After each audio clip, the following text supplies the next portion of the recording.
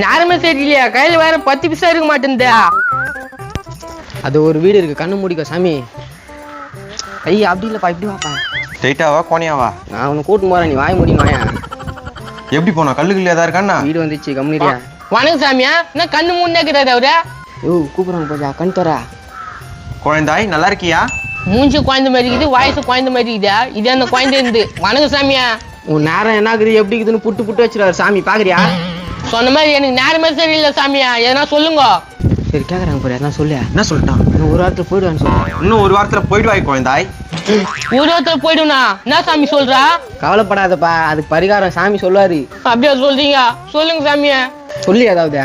கடலப்பருப்பு ஊற வச்சு ஒன்னும் பாதிமா அரைச்சி கருவேப்பிலை கொத்தமல்லி போட்டு வடை சுட்டு சாப்பிடு.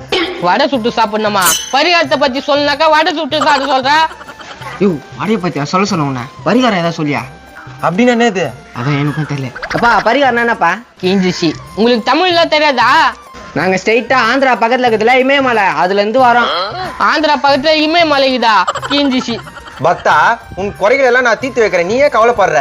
பரிகாரத்தை சொல்றேன், அது ஒழுங்கா சொல்ல மாட்டேன், தெரியலன்ற. என்ன மலையப்பா ஜோசி பாக்குறியா? வரான் பாரு, இவனுக்கு ஏதாவது சொல்லி விட்டுரு. நீயும் ஒரு வாரத்துல புட்டுக்குவ. விட்டுக்குவியா? என்ன சாமி சொல்ற? புரியல போலக்குது, வேற அர்த்தத்துல சொல்லு. நட்டுக்குவ. நட்டுக்குவே. மலையப்பா என்னடா அப்படி சொல்றாங்க? என்ன கேட்டா என்ன கொடுத்தா அப்படி சொன்னாங்க, பரிகாரம் கேட்டா சொல்ல மாட்டாங்களே. மறக்காம இந்த வீடியோவை பஞ்சாயத்து யூடியூப் சேனல்ல போய் பாருங்க.